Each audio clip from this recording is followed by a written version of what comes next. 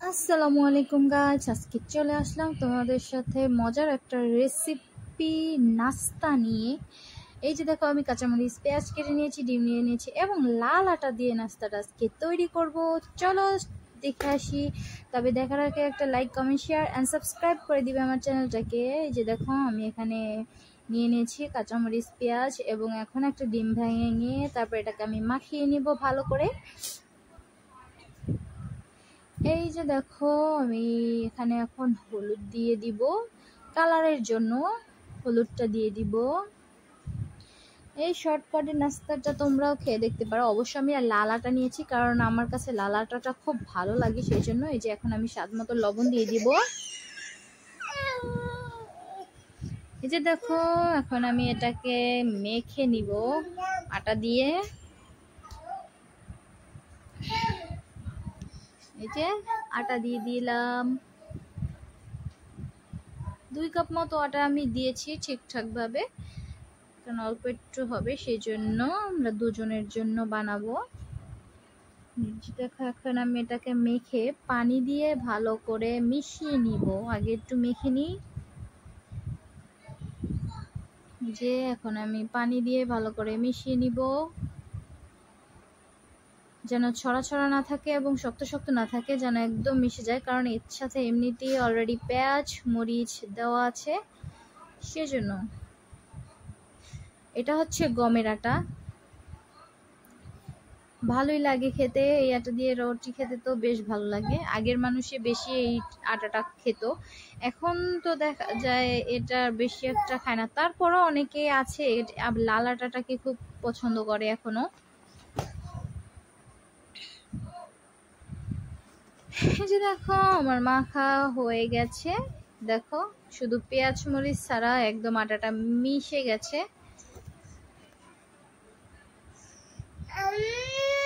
যেমন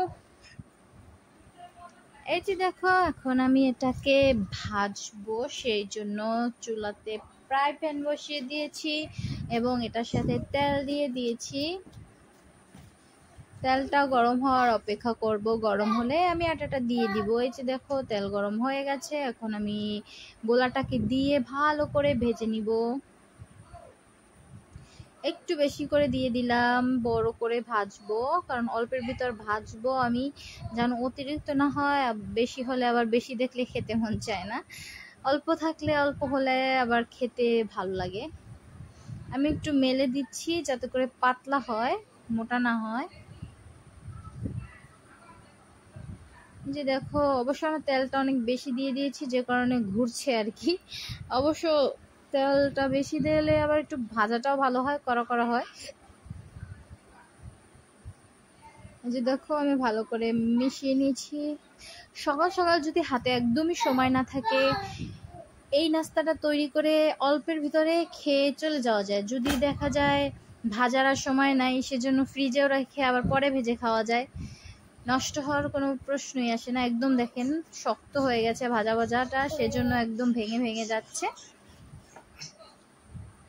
আমি একটু হালকা আঁচে মচমচে করে ভেজে নিয়েছি, বাট বেশি আছে তাড়াতাড়ি যাদের সময় থাকে না তারা একটু তাড়াতাড়ি করে নিতে পারে। যে দেখো, ভালো করে ভেজে নিচ্ছি। কুলটা ভাজা হয়ে গেছে, কেরকম একটা লাল লাল হয়ে গেছে। হলুদের কালারটা হপায় আসছে, মানে সবে মাত্র আসলো। নিজের ভাষা মাঝে মাঝে চলেই আসে। যাই হোক, এই যে দেখো, আমার ভাজাটা হয়ে গেছে। এই যে একদম মুচমুচে হয়ে শক্ত হয়ে গেছে, কারণ আমি হালকা আছে ভেজেছি। এই যে দেখো, আরো একটা দিয়ে দিলাম। এই যে দেখো, আমি আরো একটা দিয়ে দিলাম, ঝটপট করে তোমাদেরকে দেখিয়ে দিলাম অবশ্য। এই যে দেখো, আমার 3 পিস হয়ে গেছে, আর এই পিসটা অনেক ছোট হয়েছে, একদম লাস্টেরটা।